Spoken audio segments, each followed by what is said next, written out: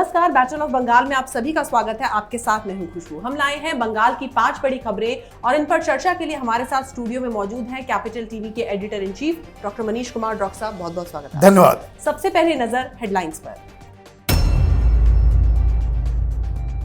नंदीग्राम से शुभेंदु अधिकारी लड़ेंगे चुनाव, इस महायुद्ध पर होगी हर किसी की नजर। 2 चरणों के लिए 60 उम्मीदवारों के नाम का ऐलान करेगी बीजेपी, बैठक में होगा फैसला। बंगाल चुनाव में तैनात होंगी 820 अर्धसैनिक बलों की कंपनियां, चुनाव आयोग हुआ चाक चौबंद। एआईएमआईएम के बंगाल इकाई के अध्यक्ष ने छेड़ा अलग राग, कहा ममता की करेंगे मदद। और वैक्सीन सर्टिफिकेट में पीएम मोदी की फोटो से बौखलाई तृणमूल, चुनाव आयोग ने की शिकायत।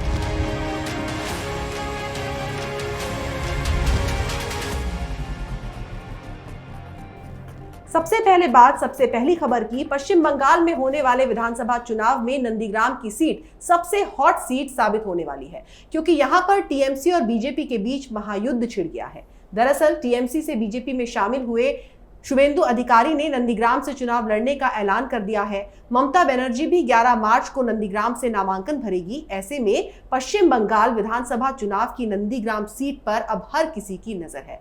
डॉक्टर साहब, क्या ममता के सामने पहले भी कभी ऐसी चुनौती सामने आई है? देखिए, दरअसल ये चुनौती से ज्यादा ये स्ट्रेटजी का खेल है। दरअसल ममता बनर्जी इस नंदीग्राम को छोड़ना नहीं चाहती थी, क्योंकि नंदीग्राम की वजह से वो चीफ मिनिस्टर बनी है। वहां जो आंदोलन हुआ था, और वहां जो आंदोलन हुआ था उसके पीछे अधिकारी फैमिली का बहुत बड़ा हाथ था। तो शुभेंदु अधिकारी उस इलाके के सबसे बड़े लीडर हैं।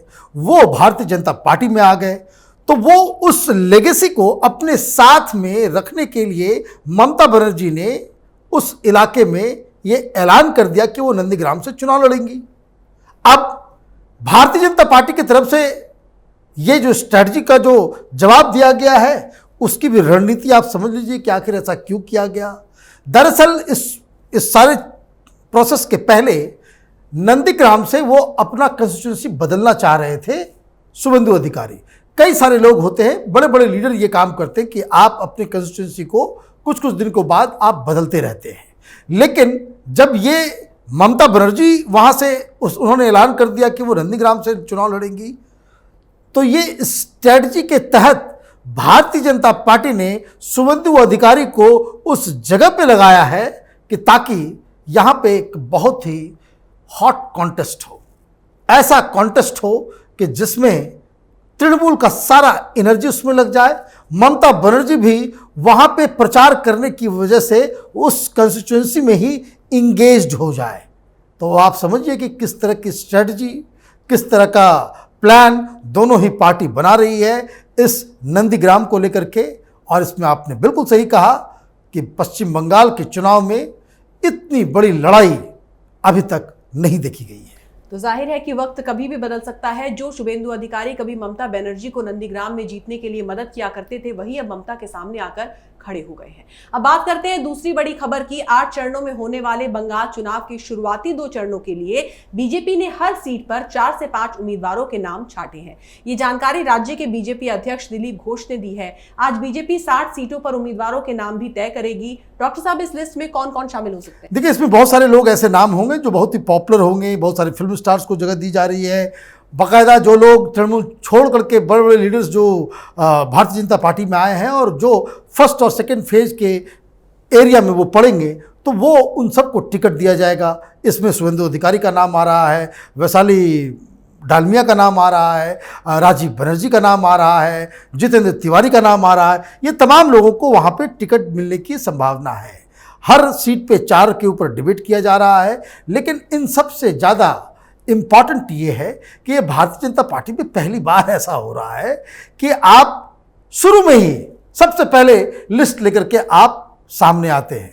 तृणमूल के 30 लोगों की लिस्ट तैयार है, उसकी भी घोषणा कर दी जाएगी। लेकिन Bharatiya Janata party second phase के लोगों का भी नाम वो घोषित करने जा रही है। इसका मतलब बिल्कुल साफ है कि भारतीय जनता पार्टी और तृणमूल दोनों ही अपने अपने हिसाब से इन लोगों की तैयारी पूरी है और ये लोग एक बहुत ही कॉम्पिटिटिव चुनाव लड़ने के लिए बेकरार हैं। हम लोगों की नज़र इस चुनाव पे बनी रहेगी। इतना बेहतरीन चुनाव, इतना एक्साइटमेंट के साथ हिंदुस्तान में राज्यों में इस तरह से चुनाव पहले नहीं देखा गया है। जी, तो जाहिर है कि बीजेपी के सुपर 60 कौन होंगे, इस पर हर किसी की नजर रहेगी। अब बात करते हैं तीसरी बड़ी खबर की। चुनाव आयोग राज्य में शांतिपूर्ण तरीके से चुनाव कराने के लिए विशेष तौर पर ध्यान दे रहा है और यहां भारी सुरक्षा की तैयारी कर रहा है। बंगाल चुनाव के दौरान हिंसा को ध्यान में रखते हुए चप्पे चप्पे पर अर्धसैनिक बलों की सुरक्षा रहेगी। 8 चरणों के चुनाव के दौरान 820 अर्धसैनिक बलों की कंपनियां तैनात होंगी। 5 राज्यों में बंगाल में सबसे ज्यादा अर्धसैनिक बलों की कंपनियां तैनात की जा रही हैं। डॉक्टर साहब, क्या इतने पुख्ता इंतजामात के बाद भी चुनाव आयोग सफल हो पाएगा? देखिए, ये चुनौती है इस चुनाव आयोग के लिए कि आप हिंसा को रोके, वहाँ जो पॉलिटिकल मर्डर्स हो रहे हैं, आगजनी होती है, जो बमबाजी होती है, जो गोलियां चलती है, उस पे काबू पाने की चुनौती इलेक्शन कमीशन के पास है। और जिस तरह की तैयारी मुझे दिख रही है वो इस बात के संकेत हैं कि इस बार इलेक्शन कमीशन कोई भी रिस्क नहीं उठाने वाला है। और इतनी भारी जो सीआरपीएफ, जो सेंट्रल फोर्सेस की जो तैनाती की जा रही है और जिस तरह का प्लान बनाया गया है कि जो लोकल पुलिस है उसका कम से कम इस्तेमाल किया जाएगा और पोलिंग प्रोसेस से उसको बाहर रखा जाएगा, तो उसमें मुझे लगता है कि इलेक्शन कमीशन इस स्ट्रेटजी के जरिए बहुत कुछ कामयाब होने में, वो अच्छे ढंग से चुनाव को करवाने में वो कामयाब रहेगी।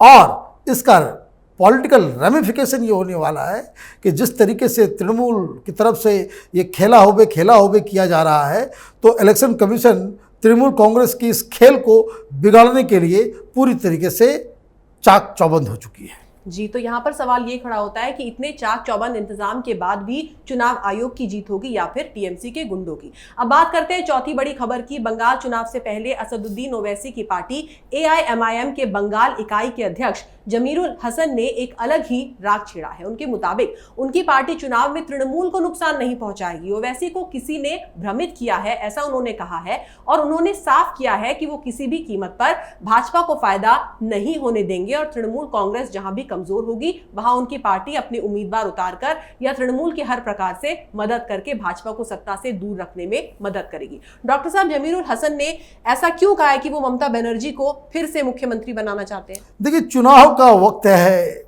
कोई भी छोटा छोटा लीडर भी जो होता है गांव मोहल्ले का भी, वो अपने आप को बहुत एम्पावर्ड समझता है। अगर सही सही बात बोला जाए तो ये लोग इस तरह के लोग हैं कि जहाँ से भी इन्हें पैसे मिल जाए वो उसके समर्थन में बयान दे देते हैं। ये बहुत ही प्लेन एंड सिंपल सी चीज़ है।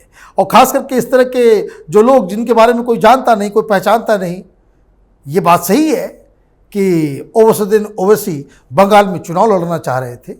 वो ये चाह रहे थे कि अब्बास सिद्दीकी के साथ उनका अलायंस हो जाए, एक फॉर्मिडेबल मुस्लिम पार्टी की तरह एक मुस्लिम अलायंस को लेकर के वो मैदान में उतरते। लेकिन राजनीति तो राजनीति है।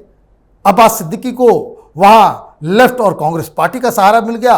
उन्हें लगा कि इससे हम ज़्यादा सीटों पे कामयाबी हासिल कर सकते हैं, तो उन्होंने उस असदुद्दीन ओवैसी को जो है डिच कर दिया, उनके साथ धोखा दिया और वो उधर चले गए।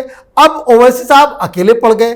अब ओवैसी जब अकेले पड़ गए तो उनके जो छोटे मोटे जो लीडर्स थे, जो अलग अलग जगह पे कुछ सोच रहे भी होंगे, तो उनको लग रहा है कि अब तो ओवैसी की पार्टी ही डूब गई, तो अब हम यहाँ क्या कर सकते हैं। तो ये लोग ममता बनर्जी के पास पहुँच गए और ममता बनर्जी के साथ इनकी कुछ सेटिंग, कुछ गेटिंग, कुछ और भी चीज़ हुई होगी। उसके बाद से वो ममता के बड़ाई में, उनके गुणगान में वो कसीदे कस रहे हैं और कोई बात नहीं है। जी, तो इससे जाहिर ये होता है कि जब से ओवैसी का साथ छोड़ा है अब्बास सिद्दीकी ने, तो जो ओवैसी के नेता हैं उन्हें अब ममता बनर्जी की याद आने लगी है। अब बात करते हैं पांचवी बड़ी खबर की। वैक्सीन सर्टिफिकेट में पीएम मोदी की फोटो पर तृणमूल कांग्रेस ने आपत्ति जताई है। उन्होंने इसे आदर्श आचार संहिता का उल्लंघन बताया है और चुनाव आयोग में इसकी शिकायत की है। राज्य के मंत्री फरहाद हकीम ने पार्टी की तरफ से ये बयान जारी किया कि ये सरकारी मशीनरी का जबरदस्त दुरुपयोग है। डॉक्टर साहब, क्या आपको भी ऐसा लगता है?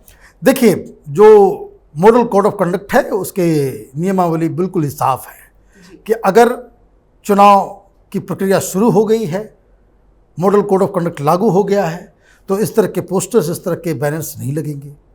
चाहे वो प्रधानमंत्री का चेहरा हो, चाहे किसी मुख्यमंत्री का चेहरा हो, उसके ऊपर बाकायदा उसको खत्म करना होता है। अब जिस तरीके से प्रधानमंत्री मोदी की तस्वीरें हर पेट्रोल पंप में होती है, तो हर चुनाव के पहले उन सब के ऊपर पर्दा डाल दिया जाता है कि ताकि वो एक प्रचार का माध्यम न बन सके। ये जो सवाल तृणमूल की कांग्रेस के तरफ से उठाया गया है कि ये जो कोविड के साथ जो उनकी तस्वीर आ रही है, ये एक वैलिड ऑब्जेक्शन है और मुझे लगता है कि इलेक्शन कमीशन को इस तरह के आदेश देने होंगे कि जिससे इस दौरान प्रधानमंत्री का जो चेहरा जो है उस कार्ड के ऊपर नज़र नहीं आए। ये जो ऑब्जेक्शन तृणमूल कांग्रेस की तरफ से लगाया गया है वो एक वैलिड ऑब्जेक्शन है और इलेक्शन कमीशन कानून के हिसाब से आदेश भी देगी और प्रधानमंत्री के चेहरे को उससे कुछ दिनों के लिए, जब तक चुनाव खत्म नहीं होते हैं, उसको बंगाल में हटाना पड़ेगा। जी डॉक्टर साहब, बहुत बहुत शुक्रिया इस तमाम जानकारी के लिए। धन्यवाद। तो तृणमूल कांग्रेस की हालत बंगाल के अंदर वैसी है जैसे कि एक छोटे बच्चे की होती है जो बात बात पर चिढ़कर शिकायत लगाता है, और ये बात ममता बनर्जी को जान लेनी चाहिए कि बार बार शिकायत वही लगाता है जो अंदर से कमजोर होता है। अगर आपको हमारा वीडियो पसंद आया तो इसे लाइक करें, शेयर करें और कैपिटल टीवी को सब्सक्राइब करें। नमस्कार।